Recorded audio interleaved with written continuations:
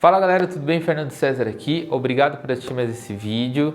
E a cada 10 perguntas, pelo menos uma é sobre se vale a pena usar uma placa de áudio para tocar com VST, usar uma interface de áudio, o som melhora, o som piora, é necessário, não é necessário? E eu quero trazer isso de uma forma de vídeo que fica muito mais claro para as pessoas compreenderem, né? E eu vou contar aqui um pouco da minha experiência. Não sou técnico, não sou o dono da verdade, mas eu vou falar o que funciona para mim e de repente esse vídeo pode te ajudar de alguma forma. Vou começar falando sobre Apple, né?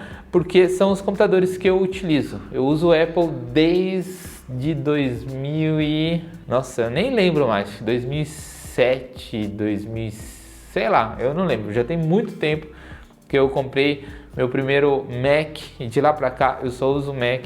E o que eu gosto da Apple é que eles realmente assim se preocupam com alguns componentes de extrema importância. Normalmente no Windows a placa de áudio que vem no notebook, que vem no seu computador, é uma placa de áudio só para consumer. O que é isso? É só uma placa de áudio para você escutar uma música, jogar um jogo.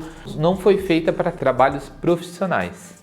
Diferente de Mac, a placa de áudio que vem dentro de um MacBook ou de um computador da Apple, ela já é uma placa dedicada a Pro, a consumidor Pro, alguém que vai trabalhar com produção de áudio, alguém que vai usar VSTs. Então é uma placa que já tem um processamento muito bom. Então, na realidade, não precisa usar uma placa de áudio no Mac, porque já tem uma placa de áudio muito boa dentro do MacBook. Mas o que eu penso é o seguinte: normalmente o computador da Apple ele é mais caro, ele é um computador, não é muito barato. Se você pegar um 2011, se você pegar um 2014, você já vai pagar muito mais caro do que talvez um notebook atual aí que você está comprando numa loja hoje. Mas grande questão é que talvez um MacBook 2014 vai rodar muito mais fluido, com muito mais folga do que um computador de última geração aqui, você comprando com a mesma base de preço. Então é meio sugestivo o preço, porque usado cada um põe o preço que quer também, mas a realidade é que a gente não precisa usar uma placa de áudio. Porém, eu gosto de utilizar uma placa de áudio. Eu até trouxe aqui a que eu utilizo, essa daqui, ó, que é uma Behringer muito simples, né? Essa daqui é o UCA200. Eu já tive a 222 também, que é uma vermelhinha, que ela tem um fone de ouvido. Mas por que eu utilizo uma placa de áudio se o meu computador não precisa de uma placa de áudio? Eu vou explicar o porquê. Por dois motivos. O primeiro motivo é que a saída que tem no MacBook é uma saída para fone de ouvido. Qual que é a diferença de uma saída de linha para uma saída de fone de ouvido? A saída de fone de ouvido é uma saída amplificada. Então, imagina, a gente tem um sinal, vamos falar que o sinal de áudio em linha seja o volume menos 20. Vamos, só um exemplo. O fone de ouvido ele vai sair em zero, ele vai sair com mais 20 dB. Ele é um áudio que ele já tem um certo ganho, que esse ganho vai jogar força para alimentar seus fones de ouvidos, para você conseguir escutar esse som com mais clareza, com mais fidelidade. Se eu ligo uma saída de fone de ouvido com mais 20, né, que seria o normal, tem mais 20 dB, e eu coloco numa mesa de som ou numa caixa, o que vai acontecer? O som vai sair com muito ganho, a mesa não está preparada para receber tanto ganho e você vai ter que abaixar bastante o volume e o som já vai chegar um pouco distorcido e um pouco sem qualidade. Então, a saída de fone de ouvido não é recomendado para você amplificar ela em algum outro sinal, em alguma caixa de som, em algum retorno, em alguma mesa de som. Ela não é recomendada, ela é como se fosse uma saída final para um fone de ouvido. Então eu gosto de utilizar uma placa de áudio como essa daqui, que é mandar o sinal sem essa amplificação. Aqui o sinal ele vai sair como saída de linha, uma saída para gravador. Normalmente RCA era usado para gravadores. Então Essa daqui é uma saída RCA. Então eu coloco o LR Output, aqui, LR Output, uso um cabo como esse daqui. É um cabo paralelo. De um lado tem 2 RCA e do outro lado tem 2 P10 plug bananas, não sei como que você conhece aqui, mas é um cabo paralelo. Então eu plugo os 2 canais LR na minha mesa e aí eu tenho o sinal de linha, que é o sinal ideal para você mandar um áudio. Posso utilizar o fone de ouvido? Posso, uma emergência eu posso utilizar, mas com certeza eu não vou estar aproveitando 100% do timbre e muita gente ainda reclama, fala, nossa, o som do VST não chega bom no PA.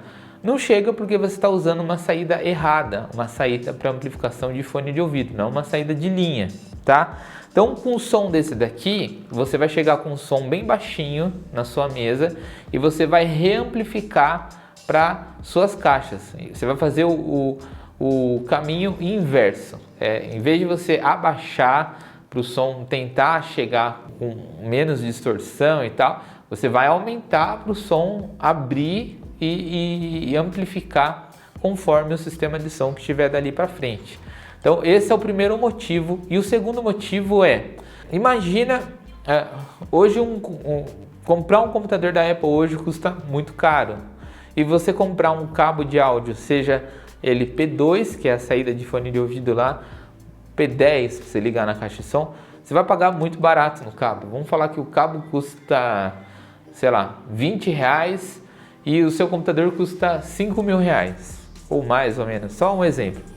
Agora imagina, você está tocando e vem alguém e tropeça sem querer no seu cabo.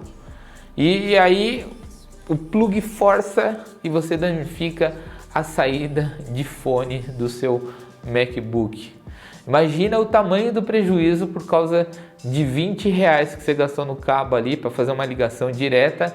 Você pode danificar e ter que, para consertar esse MacBook, esse computador, você vai gastar uma bela de uma grana, que não vai ser os R$20 que você gastou no cabo, ou R$5 que você gastou no plug. Então assim, um dos outros motivos que eu acabo utilizando uma placa como essa, né, é para a gente ter plugs mais resistentes, plugs que se eu esticar aqui e quebrar, por mais que eu possa até quebrar essa placa ou quebrar essa saída aqui, eu não vou danificar o meu computador. Então, espero que não, né? Mas é isso. Então você pode usar um cabo pesado, possa espetar, esse aqui pode bater no chão, que ele já não é tão sensível quanto a saída do meu MacBook. Então por isso eu acabo utilizando uma interface de áudio. Eu usei isso durante muito tempo. Logo depois eu acabei adquirindo, todo mundo conhece aqui do canal, o iRig Keys, que ele tem uma placa dessa embutida. Aí se tornou mais prático ainda, eu ligava o P10 direto no controlador. Agora acabei vendendo, vou acabar utilizando novamente essa placa. É mais ou menos isso trabalhando no Mac. Eu utilizo porque a saída de fone não é ideal e que aqui a gente tem um plug mais resistente, um cabo mais pesado que talvez não vai danificar o meu computador. E qual que é essa diferença então que você está falando de placa Pro para placa de consumer, né? Essa placa com mais qualidade e uma placa com menos qualidade. O som sai diferente? Na verdade o som não sai diferente, mas existe um processador de áudio nessa placa. E esse processador de áudio vai ajudar no seguinte ponto. Ele vai ajudar a processar esse áudio. Então a placa do Mac ele tem esse processador de áudio e isso faz com que quando você toca um VST, quando você toca um Contact, não traga uma latência. O que é essa latência? Na hora que eu executo uma tecla, essa informação MIDI, né? Vamos supor, eu apertei a tecla Dó. Tecla Dó com peso 120. Então foi um Dó bem forte. Ele vai reconhecer tecla Dó 120, ele vai lá, abre o seu áudio, né, de sample, a sua amostra de sample e vai falar Dó com peso 120, então o volume tal, reproduz o Dó e aí ele faz isso automático. Agora imagine você tocando 10 teclas ao mesmo tempo, plá, plá, plá, ele tem que abrir isso e for abrindo os áudios tal.